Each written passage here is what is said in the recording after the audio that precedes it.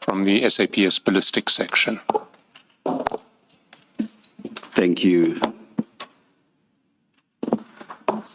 Officer Mkhabela, will you swear or will you affirm? Good morning, Commissioner. I will take an oath, Commissioner. Thank you. Good morning to you too. Thanks. Do you swear that the evidence you're going to give will be the truth, the whole truth, nothing but the truth? If so, please raise your right hand and say, "So help me God." So help me God. Thank you. Thank you, Brigadier. Before we begin, I just want to check that you have the same files as me in front of you. So do you have a file that says Brigadier Mkhabela's statement? That's correct, Commissioner. And there should be a separate file, or possibly a separate file, that says Brigadier Mkhabela annexures. That's correct, Commissioner.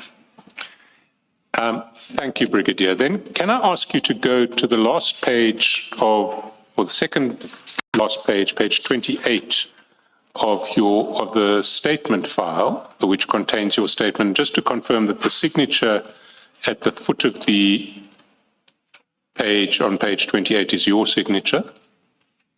Commissioners, I confirm that that is my signature. And can you confirm that the contents of the statement are correct? Commissioners, I confirm that the contents of the statement are correct.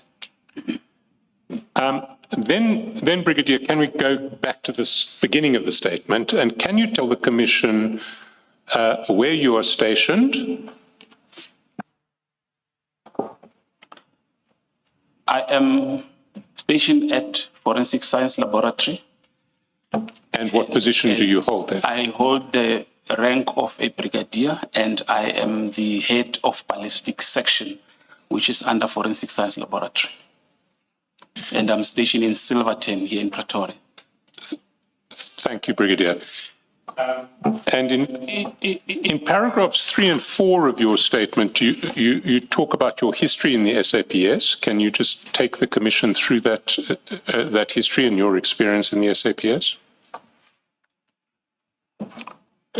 Commissioners, I joined the South African Police Services on the 12th of January, 1994, and undertook my basic training at the SAPS Basic Training College at Hammanskraal by then.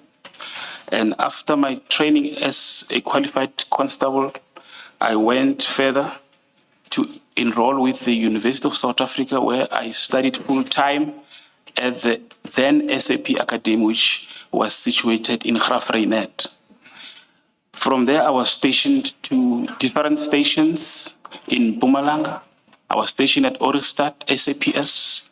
I then moved to Witbank SAPS in Mpumalanga until I found myself at the Forensic Science Laboratory, where I trained as a qualified ballistic expert for more than 3 years.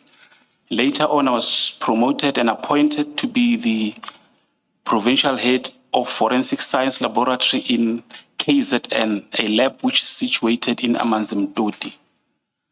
Around 2010, I was then again transferred to head a ballistic section in Port Elizabeth in the Eastern Cape.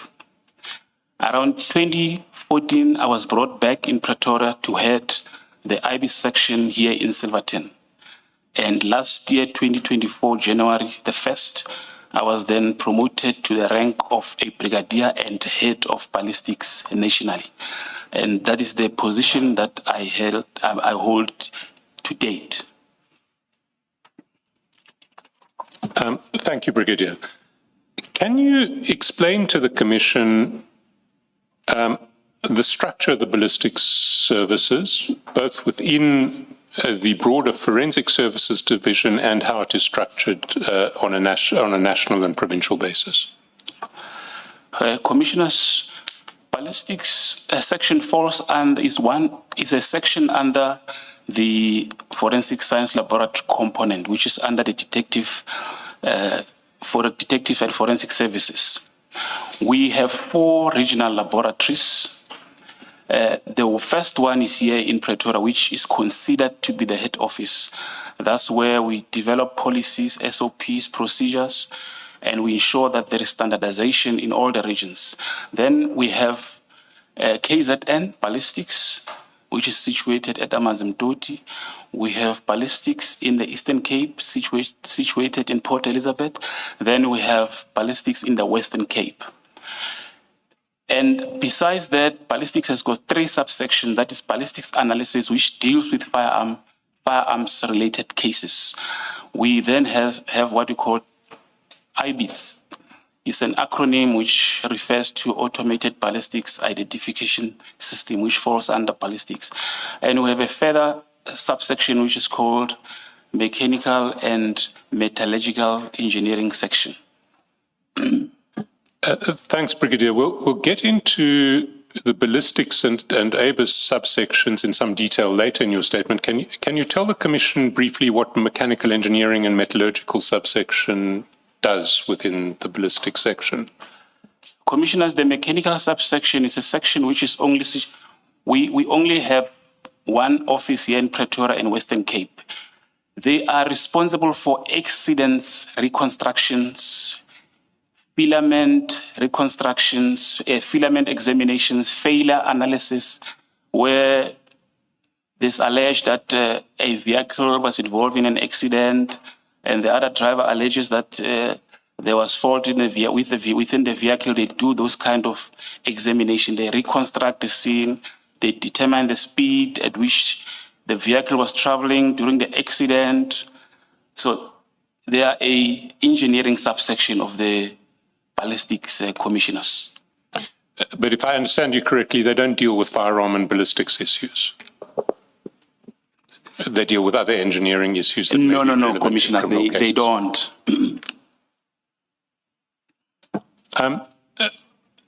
Brigadier, in paragraphs 8 to 10, you give certain statistics about the spread of analysts and the quantity of case files and the backlog.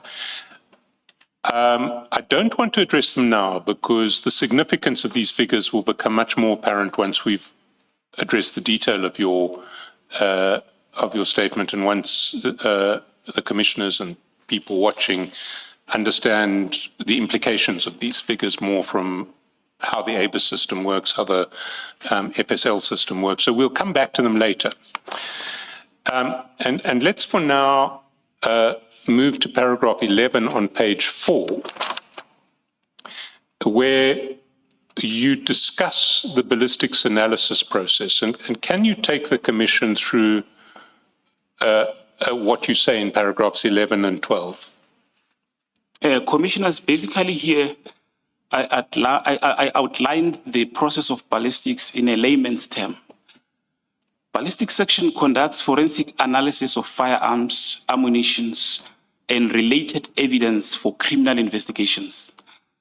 The unit's objective is to analyze and preserve evidence that can identify a specific firearm used in a crime, including linking evidence of analyzed firearms to other crime scenes.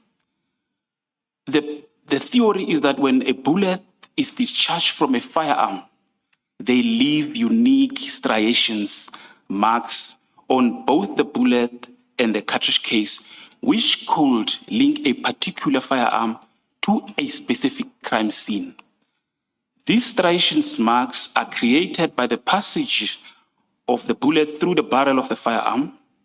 Impression marks are created by impact with the firing pin, the breech face mark, and the ejector marks on the cartridge case. Both the striation and impression marks are unique to that firearm, just like fingerprints. Ballistics analysts then link a firearm to a crime through the examination of these ballistics marks through a comparison microscope.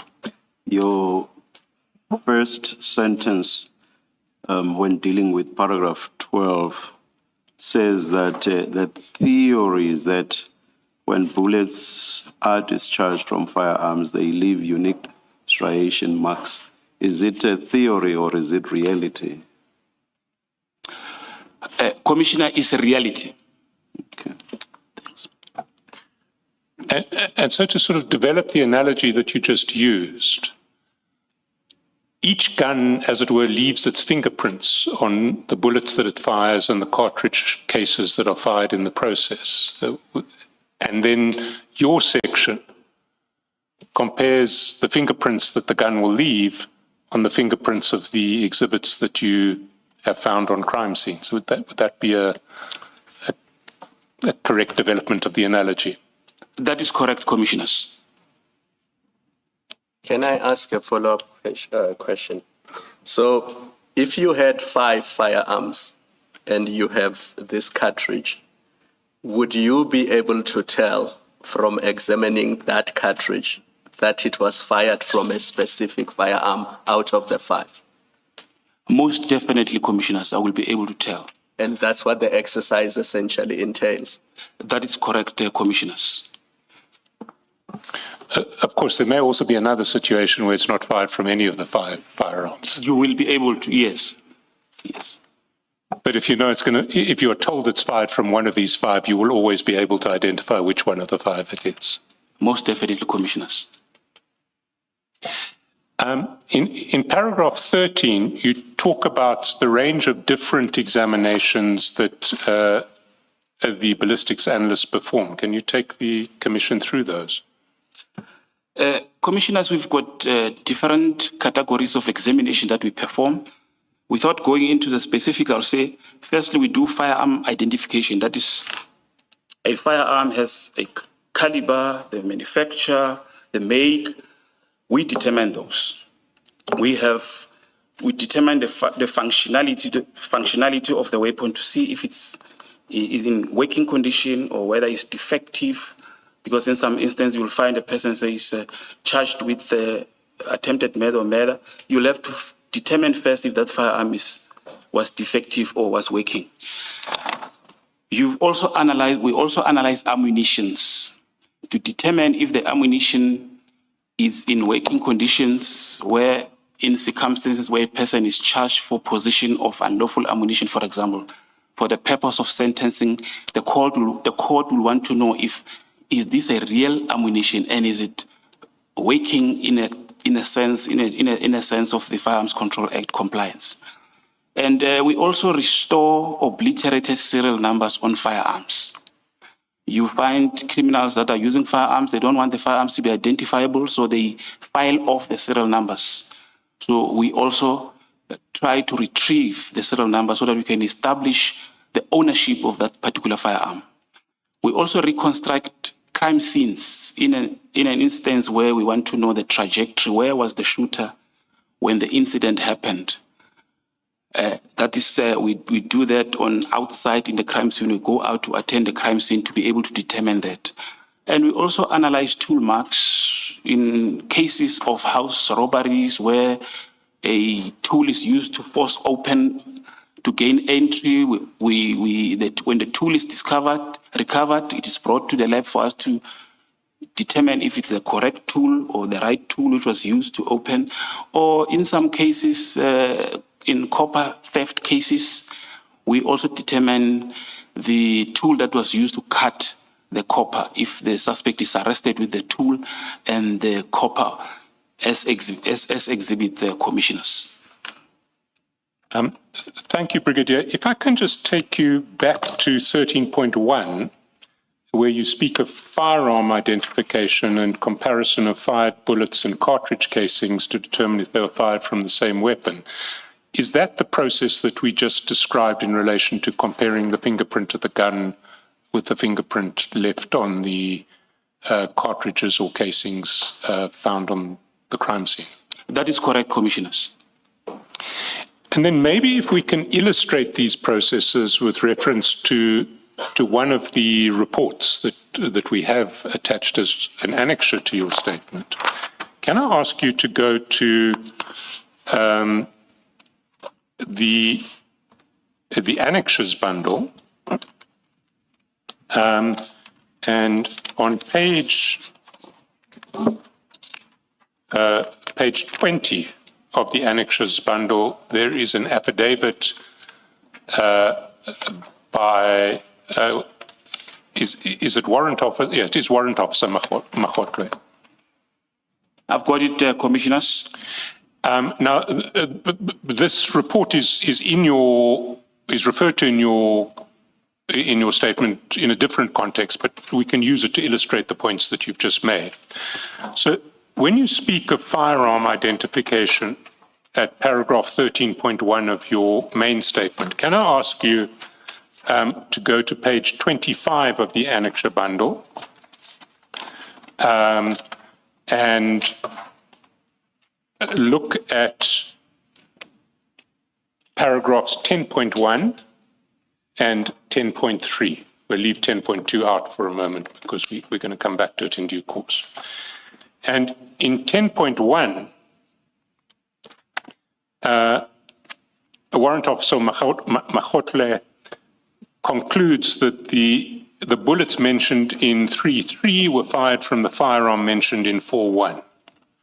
Is that the sort of process that you're describing in relation to firearm identification in 13.1? That is correct, Commissioner. What the analyst will do, the analyst will take the firearm in question and go and shoot tests in a tank with water so that he retrieved a prestige bullet which is still not damaged, and the cartridge case as sample. Those will be his reference sample. Then he will take that bullet which he has shot. He will compare that bullet with the bullet which is retrieved from either during autopsy or the crime scene. Through the comparison microscope, he will put them side by side to see if he can see similar marks. And that is basically the process. If the test that he shot himself was indeed fired in the same firearm which was received from the crime scene, he will see those marks. And through those marks, he will make a positive finding like he has done under paragraph 10.1, Commissioners.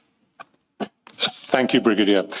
Let's go back to just keep a finger in both files as they are. 13.2, you were speaking about weapons functionality and defects. Can I ask you to go to page 24, paragraph 7.1 of the ballistics report that in the annexures file? And am I correct that what we see there in 7.1 is the conclusion of the process, the conclusion in that case of the analytic process you describe in 13.2? That is correct, Commissioners. Here as well, before the analyst can embark on testing the firearm in the shooting tank, the analyst will go through by analyzing the firearm, stripping it to check if it has got all its parts, is safe first to be tested, and if there is no any defect, then only then he can conclude that the firearm functions normally without any obvious defects.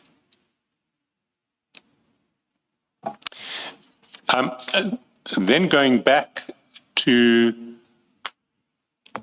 13.3, you speak of the identification of the caliber and type of ammunition, you say used in a crime. Can I ask you to go to page 23 of the report and look at paragraph 6, read with paragraphs 4.12 and 4.13, and is that the sort of, is that a conclusion from the process that you are describing in 13.3?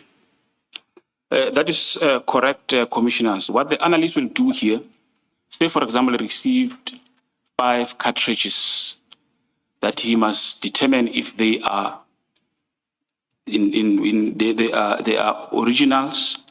The analyst will take a sample and he will open one from the samples to check if it has got all the components of a cartridge case. That he will check if there's a propellant, there is a primer, there is a cartridge, there is a bullet, those four components, which made a complete cartridge. The analyst will check if those exhibits that he has received comply with that. They do have those four components. If he's happy, then he knows that these cartridges are indeed live ammunition. Then he will then depose an affidavit to that effect. Thank you, Brigadier. And the last example, if you can go to page 25, paragraph 11 of the report, and read with paragraph 13.4 of the statement, which deals with restoration of obliterated serial numbers. And can you comment on paragraph 11 of the report in that context?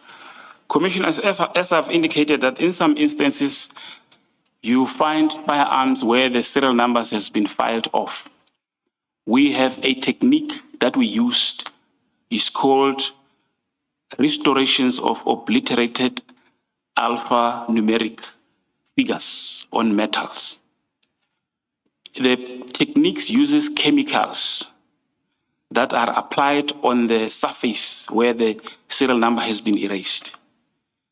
So the analyst, before he testifies the firearms, will take the firearm to the laboratory, apply the chemicals in order to try to retrieve the serial numbers which were released, which were filed off on the particular firearm.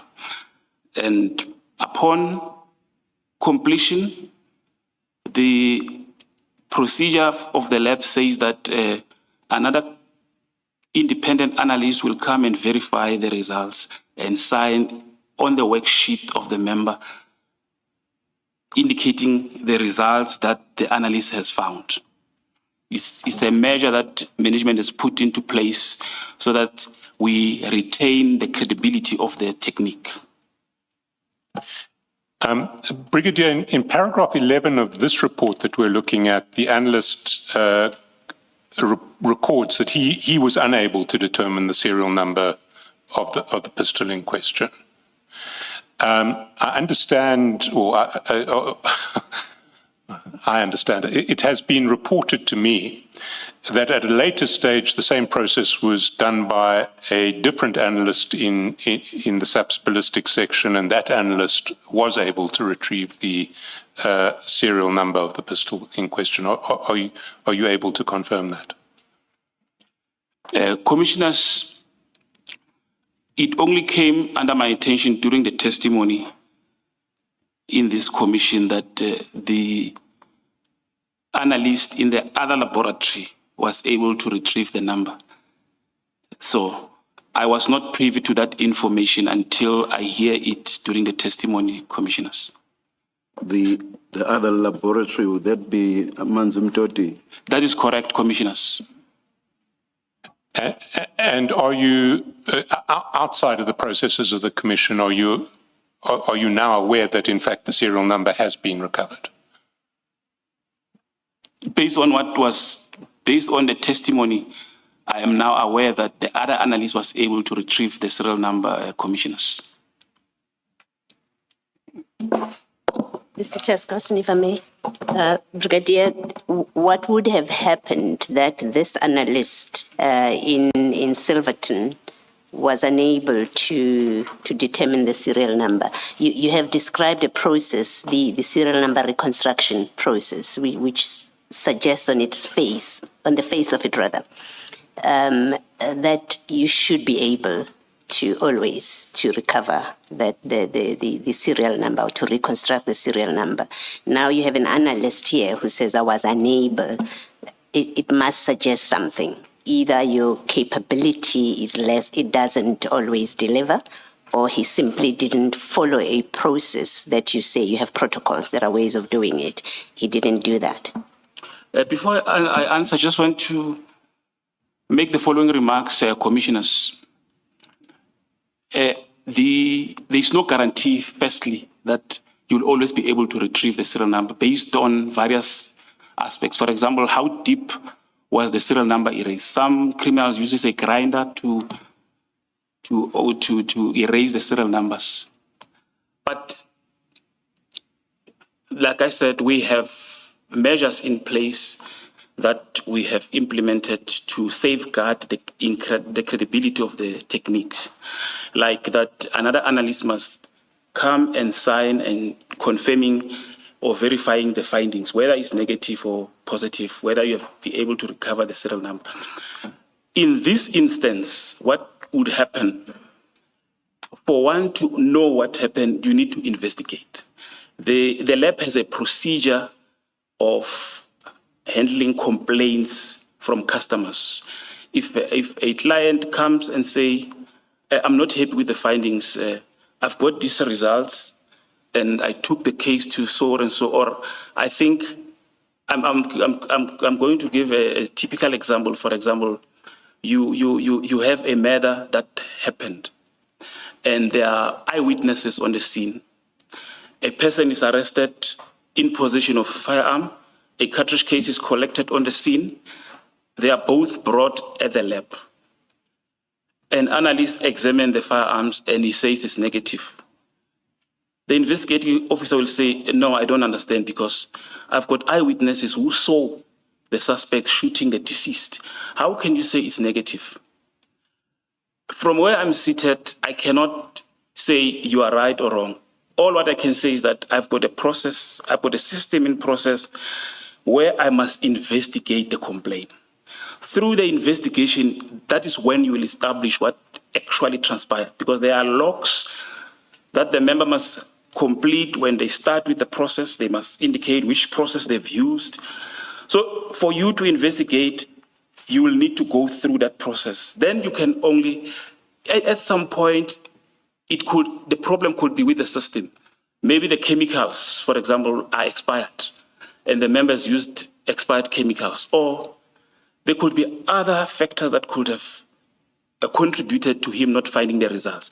But seated here, I cannot say without proper investigation, when a complaint is received, I cannot say what transpired, unfortunately, commissioners. The verification process by a second person, you say whether the results are negative or positive, there is a verification by a second person. The verification process is not automatic, according to your protocols. It's subject to a complaint. If there is a complaint, only then there is a verification. I'm just trying to understand your processes.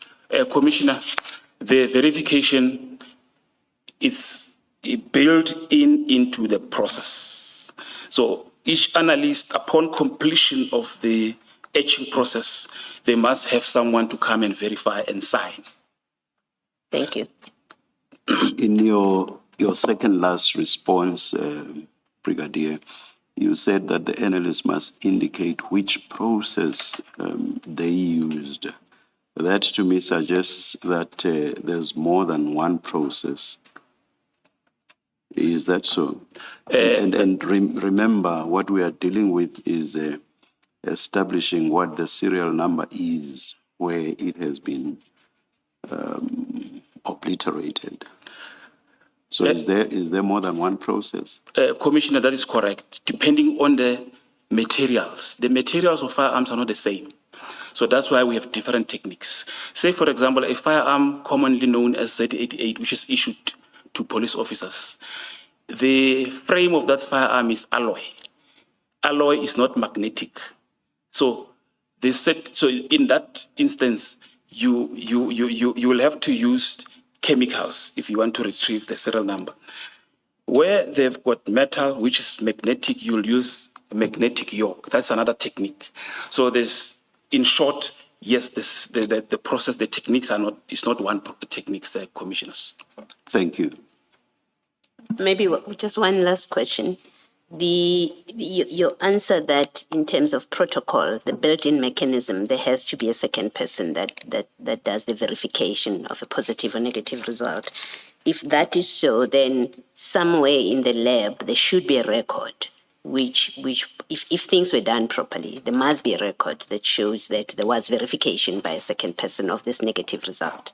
Yes, certainly, commissioners, there would be. Thank you. Yes.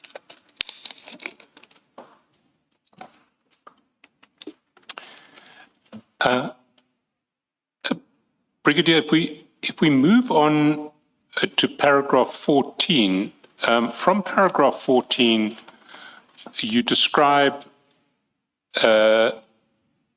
first the forensic science laboratory administrative system and then the ABIS system. Can you take the Commission through what you say from paragraph 14 and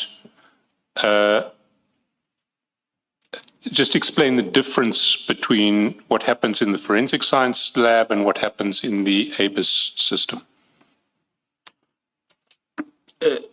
Commissioners, in short, the FSL admin system, which we call Forensic Science Laboratory Administration System, is a software that is used to manage or used for the administrations and management of forensic science laboratory cases.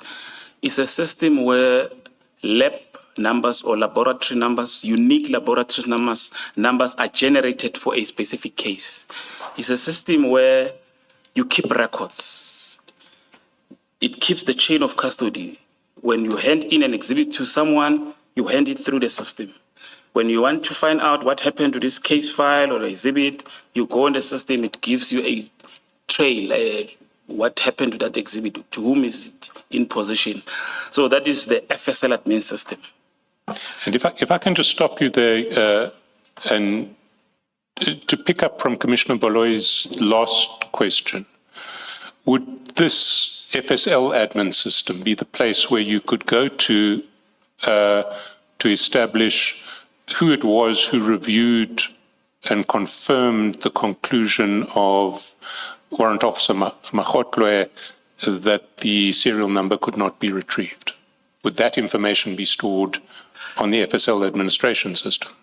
No, Commissioner, that information will be stored in the work notes of the member inside the case file. Those are the workbench procedures. The forms that the member completes will be kept in his case files. And is that the same case file in which the ballistic exhibits will also be kept? That is correct, Commissioners. Thank you, Brigadier. If you can then move to paragraph 16 and describe the ABIS system. Commissioners, firstly, as the South African Police Services, we pride ourselves of having acquired this type of a system to assist us to automate the ballistic process. Because of the high level of violent crime that we experience, which involves firearms, it is imperative to have a system that is going to automate the system. And this is the kind of system that we have. We started using this system in 1997 up till to date.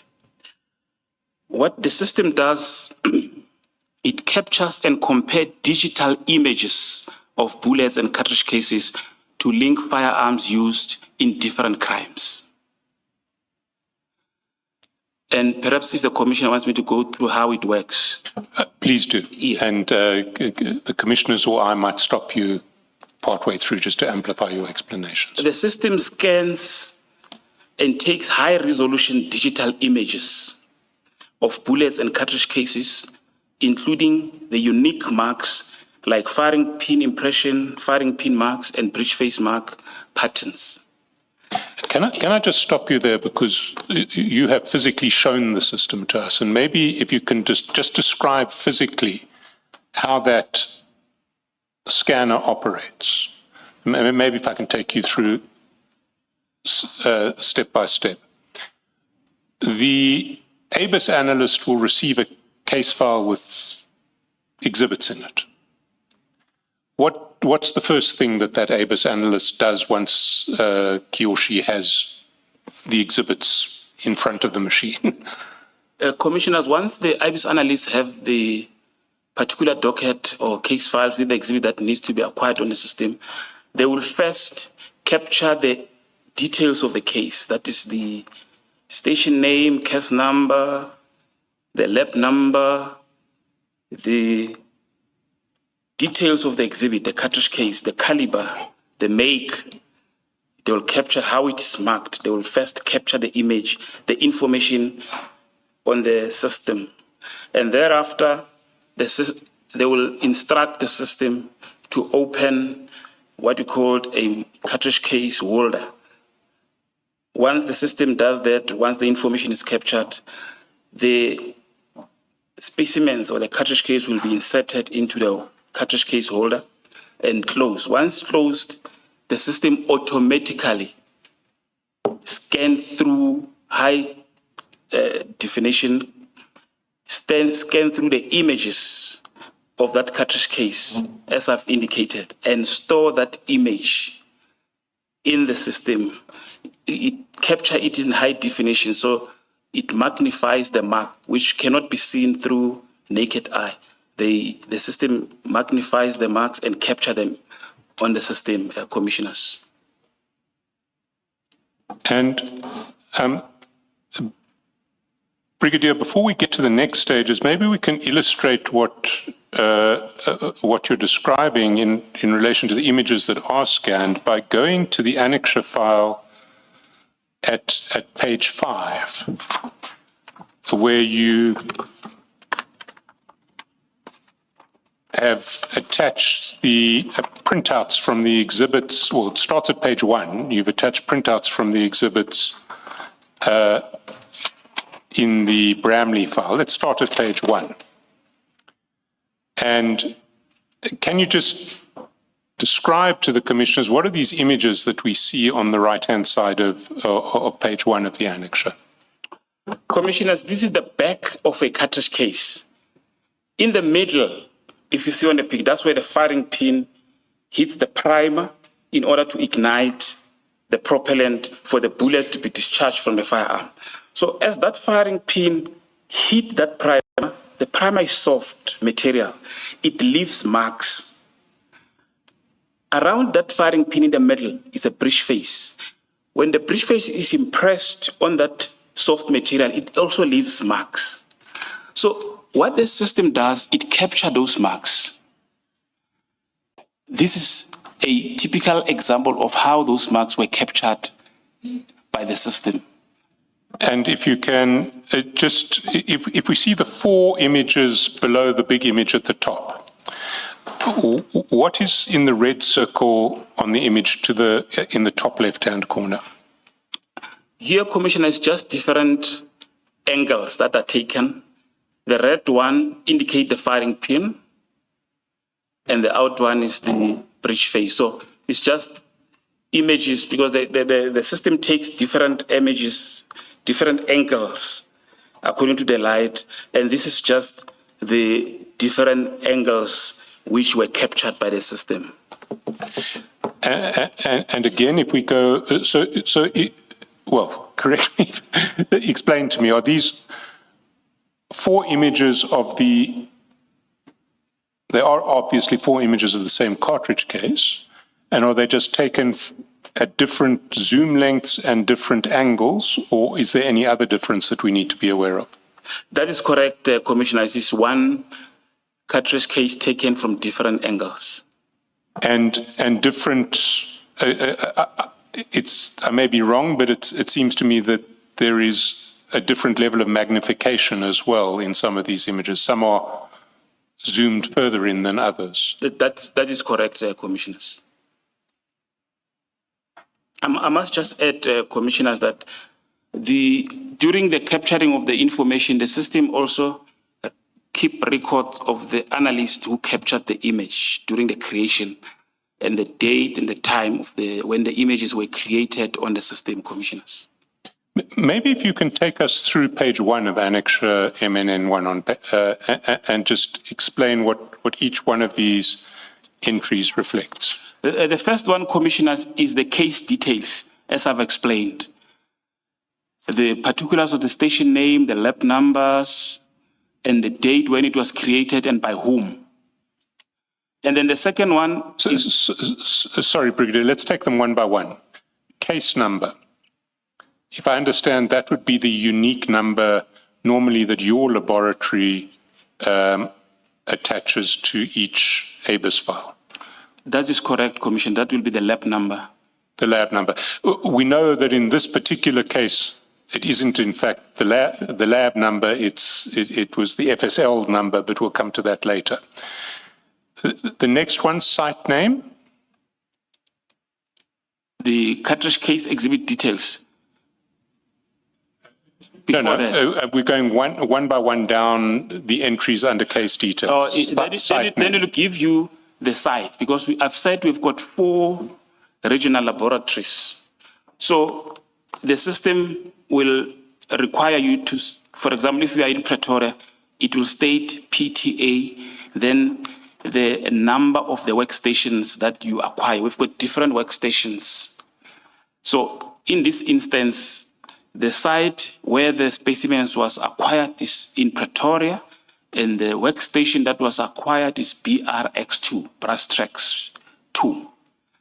And then the original agency, it would be Bramley. Then the case number. And originating agency, that would refer to the fact that it's the Bramley police station that opened up the original SAPS CAS file. That is correct, Commissioners. And then it will ask you to state the type of an offense. In this, but before you get there, original agency reference, that's the case number that was assigned to this investigation by the Bramley SAPS police station. That is correct, Commissioners. And you also have an original agency contact line item, but that wasn't filled in this case. And that would be, I presume, the investigating officer. If it is filled in a case, it's usually the investigating officer at the SAPS police station that holds the CAS file. That is correct, Commissioner, if the details were available. What does high profile refer to? Commissioner, here is just an option on the system, for example, which is an option that sometimes you tick, but it just refers to high profile case if you know. But in most cases, the person who is acquiring wouldn't know if this is a high profile case. For them, all cases are the same. Thank you, Brigadier. The answer normally be yes or no. What would you tick there? Where it says high profile, what would you say? No, normally, you'll just make comment. There's a drop box where the analyst will just make a comment to Commissioner.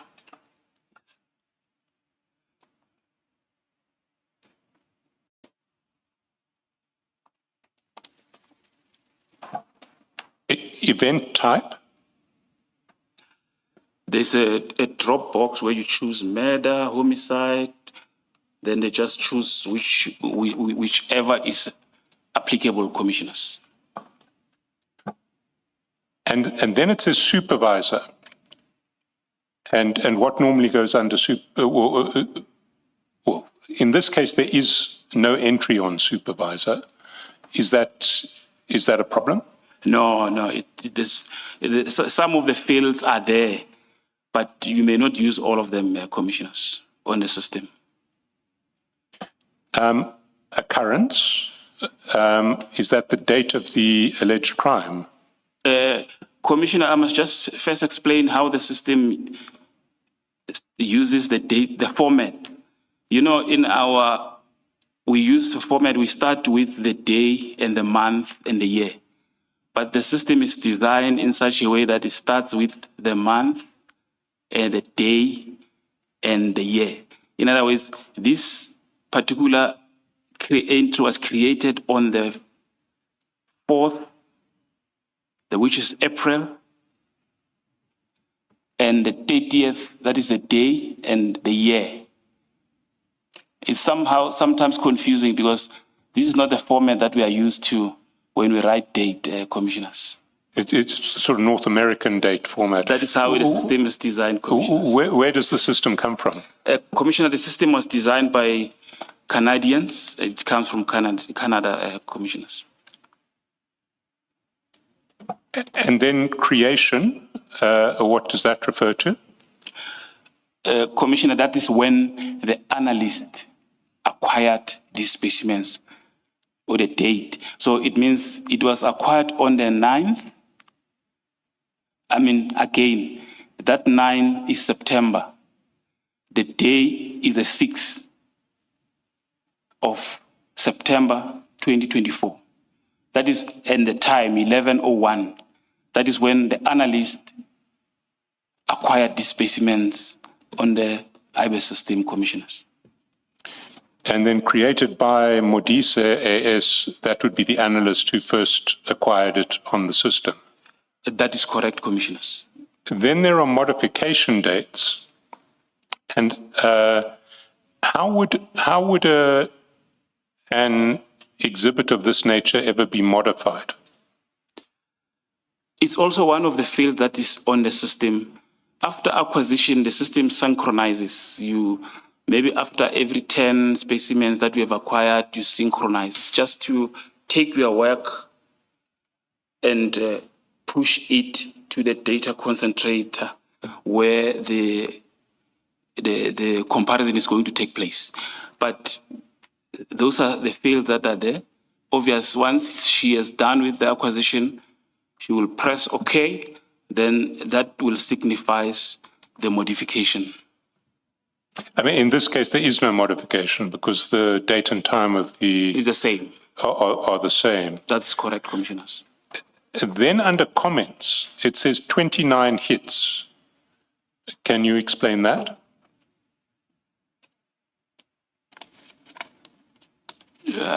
Commissioner, it's just one field that the analyst feels complete, but at this point, I can't say what that 29 hits is signifying, Commissioner, because here we were just acquiring. We're just in a process of acquiring. So it's a comment on the system as well, which the analyst has an option to complete or not. But would that, I mean,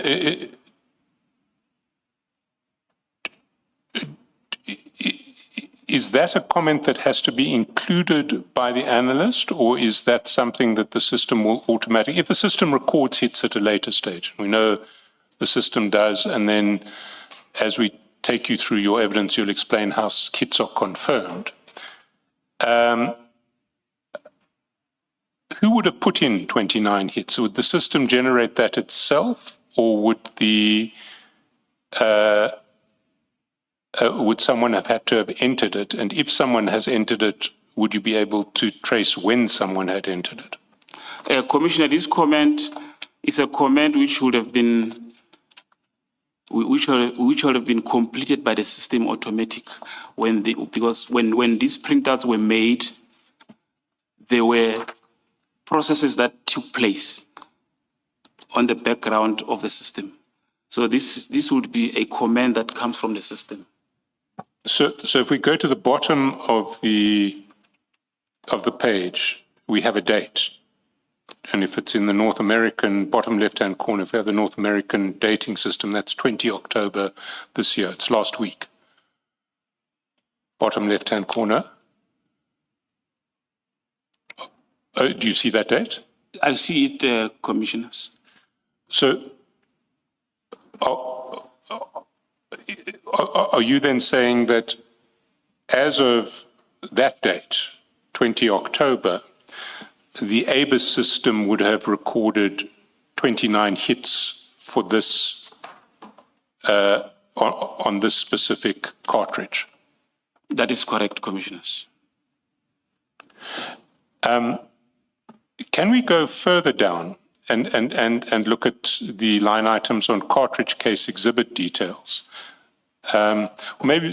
Before we do that, is it possible through the system to go back in time and to see, does the system have functions that will tell us that although on the 20th of October 2025 the system had recorded 29 hits, at say December 2024 the system had recorded no hits, or it had recorded 5 hits. Does the system have that functionality? As I said, the system keeps logs of everything which is happening. So if you go back, but with hits, the operator will always update if a hit is made. And on the day when they update the system, it will give history of that transaction. So say, for example, if the hits were identified maybe in December 2024 as being 20 possible hits, and they update them, and maybe in January, the hits are confirmed, the operator will go to the system and update that those 20 possible hits are now confirmed, and he will tick them. So that track and trace will be there on the system, commissioners.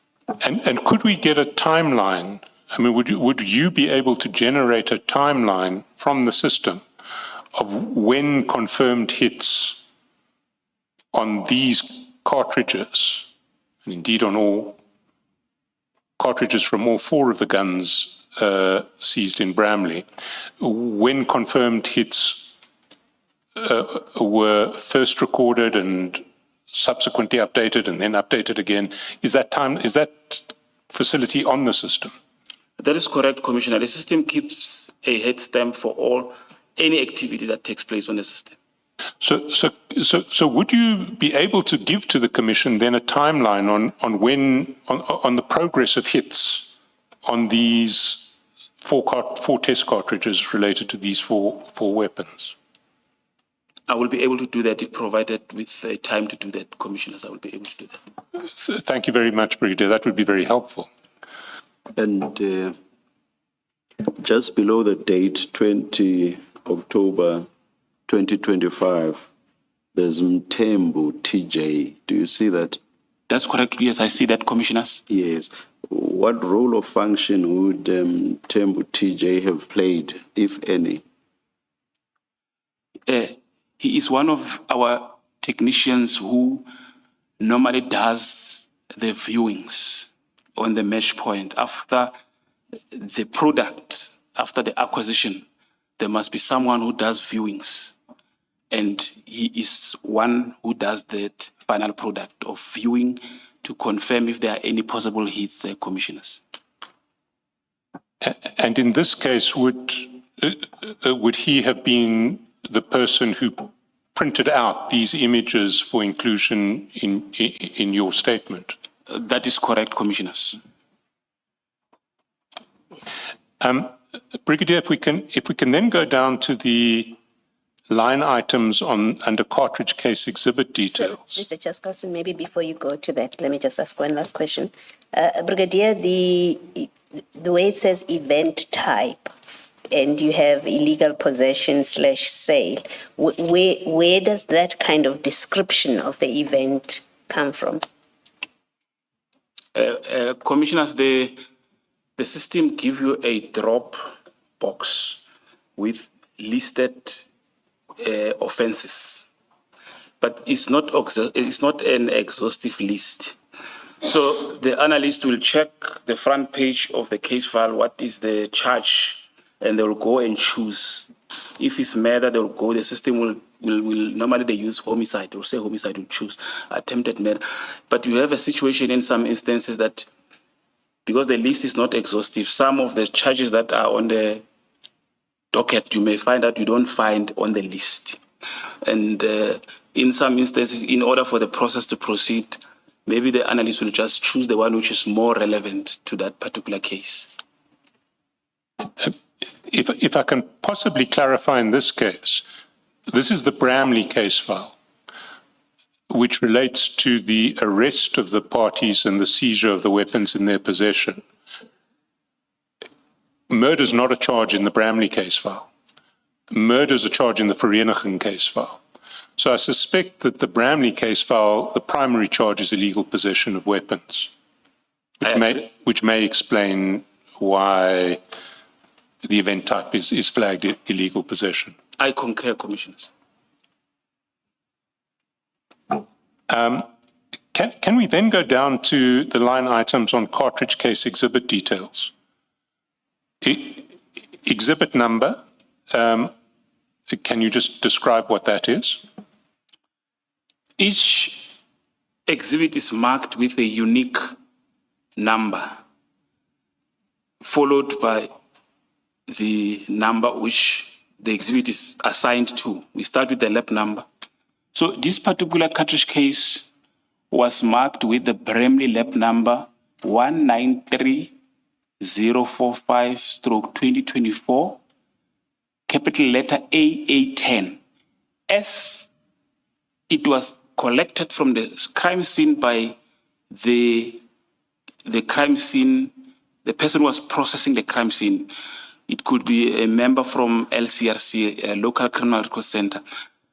As they see the exhibit on the scene, they mark it. They give it a unique number of where they find it. They decide on the numbering. That numbering will be written in the covering letter. That specimen will be packaged, separate with that numbering, AA10. When it arrives at the lab, what the analyst will do will take an engraver and engrave the lab number of that case at the bottom of the cartridge case, followed by that unique number from the crime scene, which is AA10. That is the unique number of this cartridge case, commissioners. Then caliber, that speaks for itself. That's it's a 9mm parabellum. That's the caliber of the firearm that's from which the cartridge cases are discharged. Make? Commissioner, at the back of the head stamp, each manufacturer, they write their manufacturer name. Say, for example, if it's PMP, which is Pretoria Metal, they will write at the back of the head stamp PMP. So different manufacturers have got their own different head stamps in order to identify the ammunition.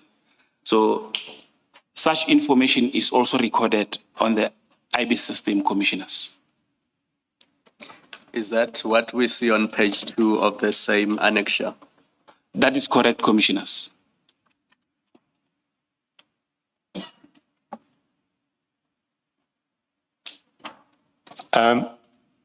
Then firing pin shape, that seems self-explanatory. Composition? Commissioners, there's different material to manufacture cartridges. You've got brass, you've got nickel, you've got steel. So you must explain the material. So this is just to explain this one in particular was made of brass or is made of brass.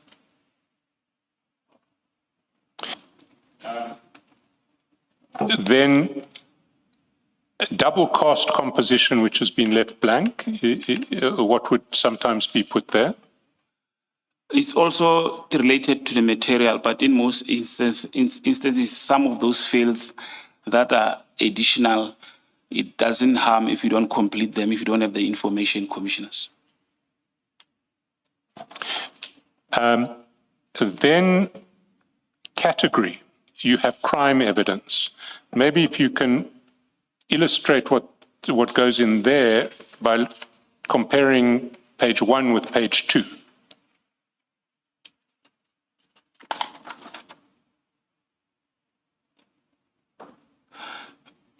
Commissioners, the IBC is a database. We acquire piece of evidence from crime scene. That is cartridge cases, bullets that are collected from crime scenes. We acquire them on the system. We also acquire tests that we test in the lab. We acquire them on the system. So when you acquire, the system gives you option to choose. If you are acquiring a cartridge case that comes from the crime scene, you will choose crime scene evidence. If you acquire a test specimen, the system will ask you and you will choose a test. So that is why there's a difference between this field of category. Then again, if you can explain what the category firearm exhibit refers to, and it may be useful again to compare the blank entry on 1 with the entry on 2. If the commissioners can check the exhibit number on that page 2, it says 084 TC1.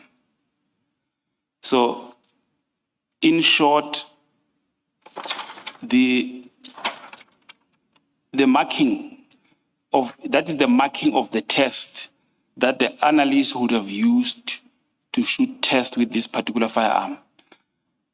The analyst, if the firearm has a serial number, the analyst will take the last 3 digits of the firearm, of the serial number. Say, for example, it's 27084. The analyst will take the 084 and add TC1. T means test cartridge 1. Normally we fire 2 tests. The second test will be 084 TC2. And he will engrave this number at the bottom of the cartridge case. So this is how the test was engraved for this particular firearm, commissioners. So if I can just take that further, page 2 is a test cartridge. So That's it's correct. a test cartridge fired from a gun seized at a crime scene. That is correct, commissioners. Under firearm exhibit, you have a number for the gun that was seized. It's an exhibit number for the gun. In other words, the firearm serial number was not erased, commissioners. Yes. It would ordinarily would the serial number of the gun be included as firearm exhibit? Under that line item, firearm exhibit, if you have the serial number, would you ordinarily include it there? Because if I look at the other exhibits relating to the other weapons, everything is recorded as gun 1, gun 2, gun 3. There are no serial numbers recorded in relation to the line item firearm exhibit. You will include the serial number, commissioners. Now, because it's a test cartridge, you know which gun it was fired from. So you can enter something under firearm exhibit. That's correct. That's correct, commissioners. So whereas because the cartridge found on the crime scene was just found on the crime scene, you can't at this stage enter any details in relation to firearm exhibit because you don't know which firearm it was fired from. We have no conclusive proof that it That is. is correct, commissioners. Occurrence again would be the date 30th of April 2024 when the crime took place. What does the reception line item refer to?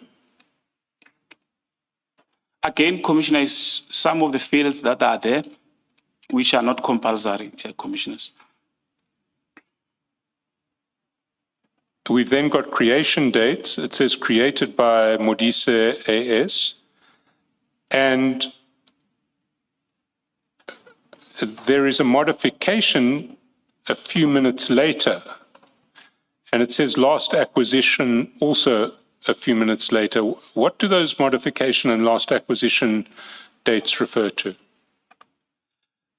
When the acquisition process starts, it records the time, and when the process finishes, it records the time. Then the analyst must now instruct the system to release the specimens. So all those processes are recorded, commissioners. What is BF class characteristic? Again, it's some of the fields that are not compulsory, but are there on the system, commissioners. And then finally, there are dimensions for the firing pin outline. Sorry, what does BF start for? BF inner outline, BF outer outline. It is the dimension that the system automatically gives to the diameter of the back of the cartridge case, Commissioners. So those fields are automatically filled by the system, Commissioners. And do you know what BF stands for? Commissioner, out of now, I cannot conclusively say what it does. What does it stand for, Commissioner BF? Thank you, Brigadier. This it was a long diversion from paragraph 17.1 of your statement. So let's get back to 17.2.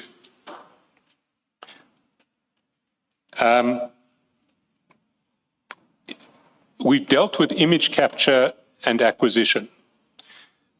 Next stage is database storage. Can you just describe what happens there? Commissioner, once the acquisition of the specimens is completed, the next phase is the database storage. In other words, the digital images and associated data are stored in a central database, and the system can store hundreds and thousands of pieces of evidence.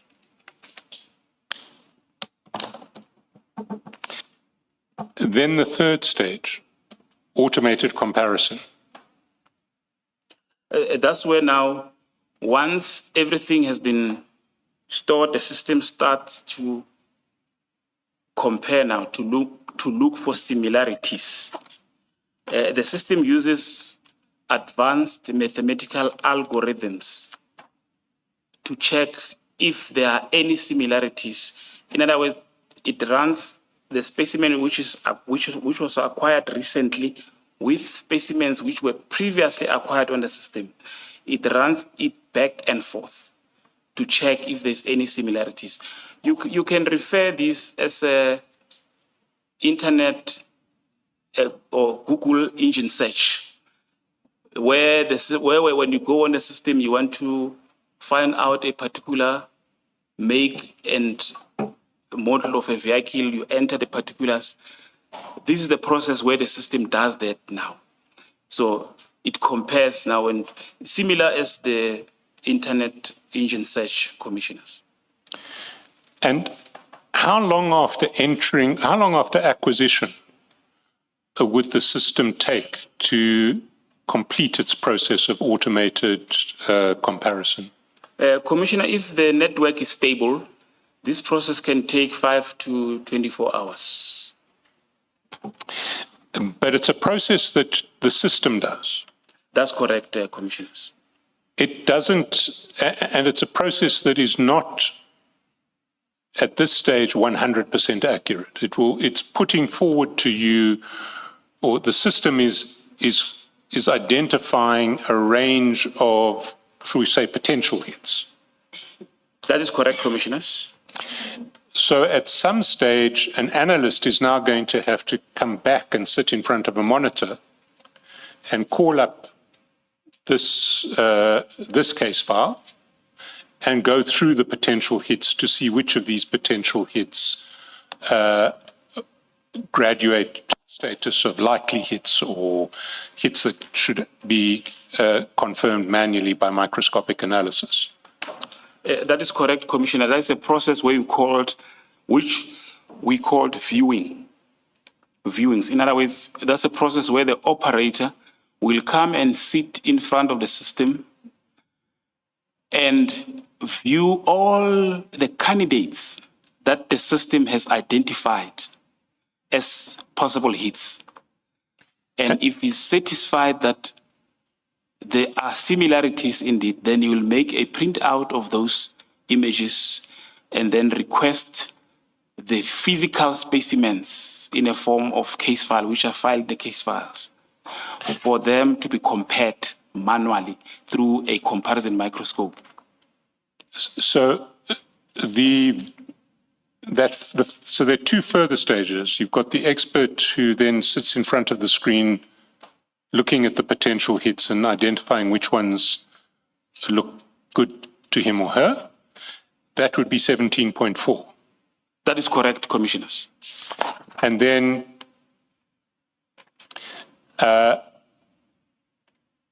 you've got 17.5, which is The experts now sat in front of the screen. The screen is given 40 potential hits. The expert has said, 25 of these look really good. I want to requisition the original exhibits for each of these 25. That's the process that you describe in 17.5. That is correct, Commissioners. And then the last stage of the process is the original exhibits then come in, and a different expert sits in front of a microscope with the original test cartridge from the case file in one microscope and the 25 requisitioned exhibits one after another in the other microscope. That is correct, Commissioners. Can you explain to the Commissioner how resource constraints delay this process? So you started at 17.3, and you, Ms. Poy has gone ahead of me and is putting up your backlogs and your personnel figures yet, but we'll deal with them even later. But for now, what I want to understand, or I want you to explain to the Commission, is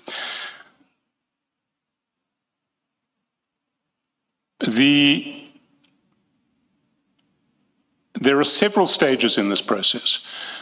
A ballistics examiner has finished the first manual examination and test firing process in the forensic lab, has signed off on a report. That report comes to ABIS. The first stage in ABIS is going to be image capture and that you deal with in 17.1. You need an analyst to be available to do that image capture. How long does it take ordinarily between the moment that the case file arrives at the ABIS section to the point at which an analyst is able to enter those exhibits and acquire them in the ABIS system? Commissioner, because the case upon completion by a ballistic analyst must go through the administration process where a new IBIS lab number must be generated. And after that, that case must be assigned to an analyst before it could be acquired on the IBIS system.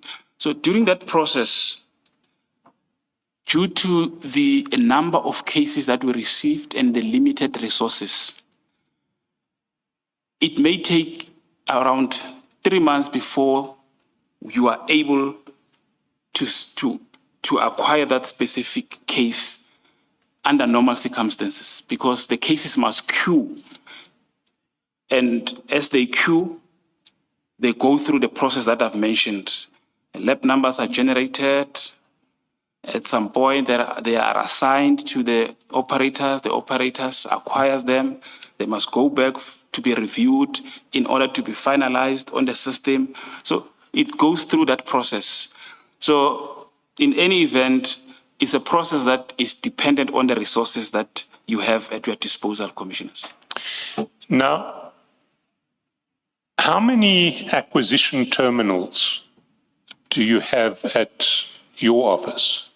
Those machines that will take the high density image photographs of cartridges? Commissioners, we have 8 brass tracks. The brass tracks are cartridge cases stations. We acquire cartridge case on them. We have 8 of them. And then we have got 3 bullet tracks where we acquire bullets. Slow down. Let's deal with the brass tracks first. So maybe I interrupted too soon. So you've got 3 bullet tracks, bullet photographing machines, yes, and 8 cartridge photographing machines. That's correct, Commissioner. Do you have a complement of analysts that are able to operate those machines on a full-time basis? Commissioner, for the longest time, we never had that luxury to have a complement staff to what I can call warm bodies to sit in front of those machines. With the current strength now, we are not able to operate all the existing machines. How many machines are you able to operate with your staff at the moment? Commissioners, as I've said, we've got 8 brass tracks. At a particular time, you may find out that there's only 4 that are fully occupied. How much do you have to pay in terms of license fees for the system? Commissioners, we call that the service level agreement. We pay a monthly fee of over 3.8 million per month for the maintenance of the system, commissioners. So you're paying a monthly fee of 3.8 million a month, but you can really only use half the capacity of that system because you only can operate 4 of the 8 input centers with your current staff. As it will be outlined later with the figures, unfortunately, that is the reality, commissioners. And you earlier said that because of the staff shortages, it may take 3 months before the ballistics file, from when the ballistics file arrives at your offices to the point at which the first image is taken of the cartridges in the ballistic file. Yes, that is correct, Commissioner. And I must add, we are only talking about the first phase. Yeah, that's what I wanted to get to next. So let's talk about the second phase. We've now spent maybe 3 months after the file arrives, and the cartridges have been digitally acquired in the system. 24 hours later, the system has decided that there are maybe 40 other crimes around the country to which these digital images are linked. But you need an analyst to sit in front of a different screen now and to call up each one of the 40 images in the system to see how accurate those potential matches are. How many analysts have you got to do that process? Commissioners, I've got 8 match point stations, but so far only have 3 full-time analysts that can do the viewings.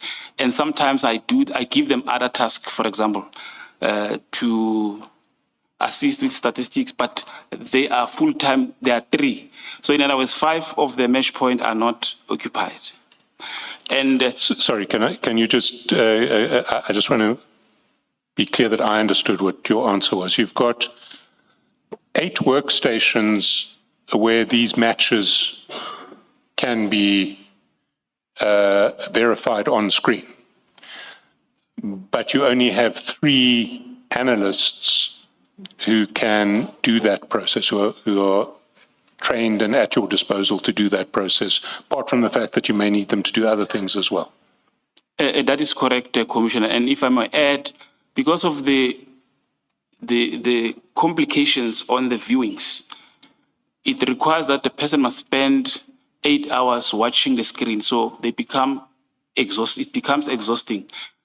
They can only view around 200 images per day, and yet you've got over 28,000 that needs to be viewed. And per day they can only view about 200, and there are only 3. So that tells you the extent of the challenges in terms of human resource that we are faced with, commissioners. But again, going back to the layout that SAPS, or the expenditure that SAPS incurs on the system gives you 8 viewing stations. As part of an overall package, you're paying, I forget the figure, was it 3.6 million a month? 3.8 million. 3.8 million a month.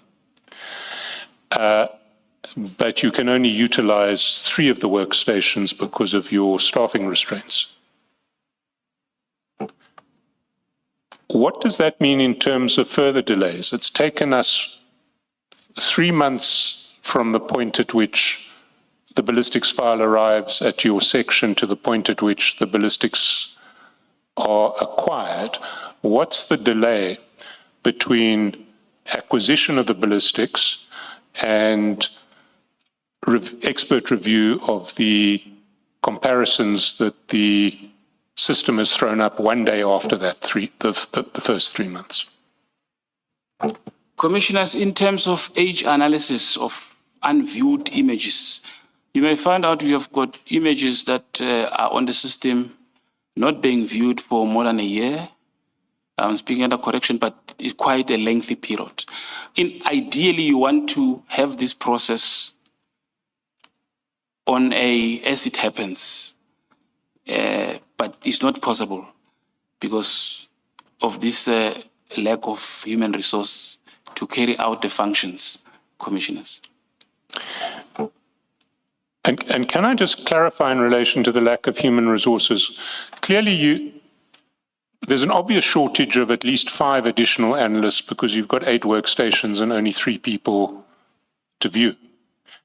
But you mentioned earlier that there are problems with people staring at a screen for 8 hours in a day, and you could only do about each person could only do about 200, I think you said. In terms of best practice for the system, do you need more than 1 analyst per workstation? I mean, should people be doing this on a rotational basis, or is it, is it 1 analyst per workstation? With the level of experience that the analysts have now, you would prefer to have 1 analyst dedicated to a working station, and the other working stations also additional analysts dedicated to those working station, commissioners. So to get maximal use of the system, you would need another 5 analysts 5 trained analysts to be doing the viewing, the expert review on the system.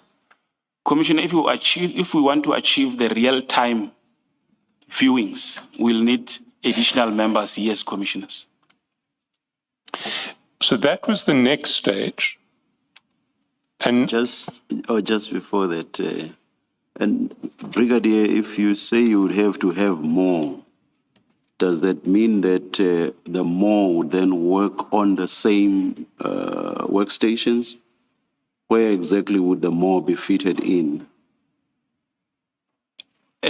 Commissioner, I've indicated the figures of the equipment that we have. Yes. And in terms of the figures of the human resource that we have, we are not able to occupy all the working stations. Yes, I heard that. Yeah. But you see, here's what I have in my mind. You say there's a problem that out of the 28,000 that is generated, an analyst can only look at 2. That to me means that even if you were to have enough analysts for each one of the workstations, which I understand to be 1 analyst, 1 analyst, 1 analyst for all of them. So you are covered in terms of analyst 2 workstation. That would not address the problem of being able to see only 200 or to view only 200 out of 28,000. Do you follow me? I follow. So how can that be addressed? Let's assume that there is an analyst per machine, so you are not running short in terms of the workstations. But how would the 200, only 200 out of 28,000, how would or could that be addressed? Commissioners, the 200 that I mentioned is just the norm so that we can be able to measure the performance. But there's no hard and fast rule that they must view 200, for example, because in some instances you find out some results are easy to eliminate immediately. But this is the minimum that for you to meet your target, you must view this minimum. But there's no hard and fast rule. Sometimes you can view more, but in some instances we rely on overtime. So when there's overtime, they view even more. But Let's say they do their best, their utmost, work overtime, but what do you think is the maximum that's humanly possible to get anywhere near 28,000? Commissioners, if the person is dedicated only to that process, we can be able to get maximum production, adding overtime, maybe even 500 and more. The only challenge is that, like I've indicated, they are multitasked. They perform other duties as well. They are not only concentrating on that process only. And again, the first process is not stopping. It's a conveyor belt. It's continuing. So whatever they view, there's more additions coming in as well. Yes. And 500 is still a drop in the ocean if we're looking at 28,000. Okay. Now, why have more workstations then if there are these practical difficulties? What are the extra workstations for? When we acquired the system, we looked into the capacity because our aim was that we must be able to work on real time. As a crime occurs, we must be able to acquire the specimen, run it on the system. So therefore, we wanted to have that number of workstation with a certain number of analysts that can work on the stations.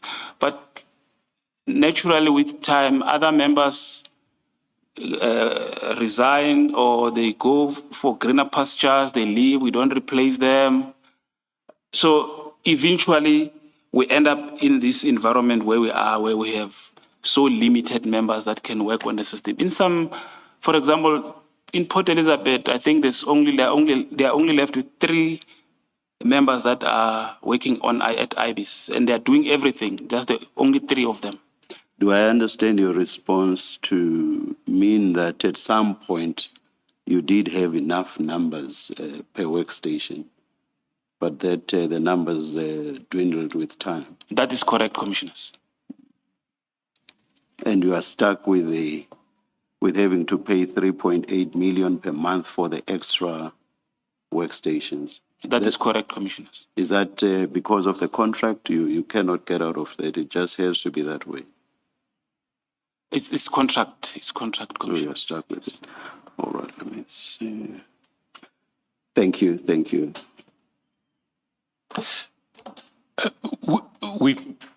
We've reached the end of stage 2 now, the expert review. And we've discussed the difficulties of resource constraints and the delays that causes. But once your expert has now viewed the images online and has said... I'm very, very sorry. There was another question I already had in mind, but because I asked a few, I forgot. My apologies, Mr. Shaskatsen.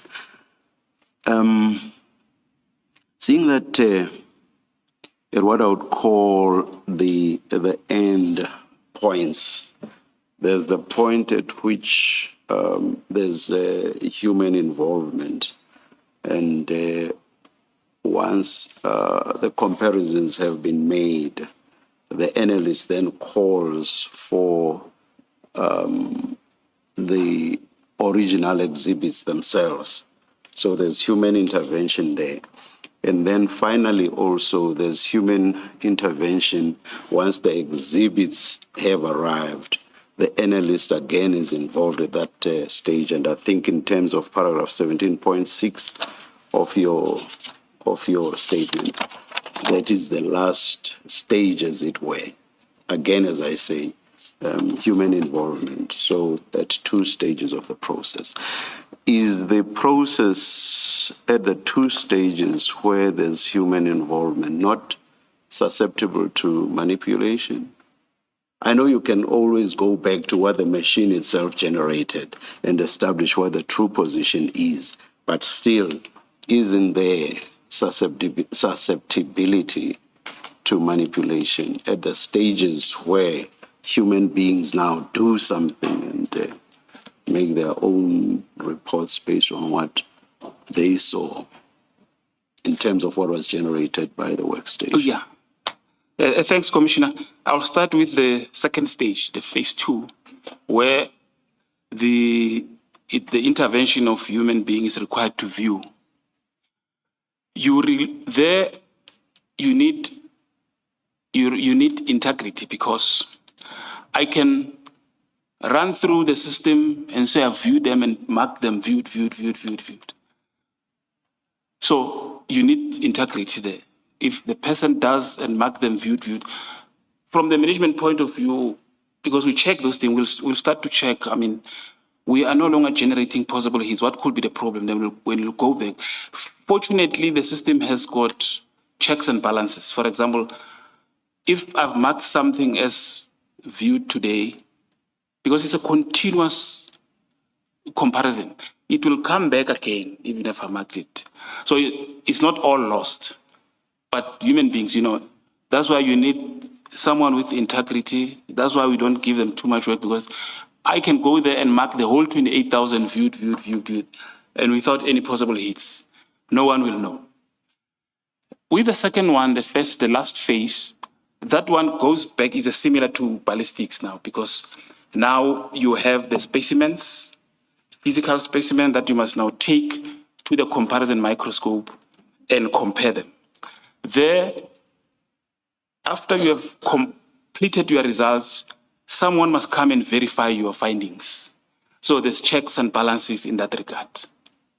Unless the two, or unless both of them are involved in the manipulation. But no, I get it. Mr. Chairperson, sir, is it on the same? It was actually to say, should we have tea? That I will not argue with.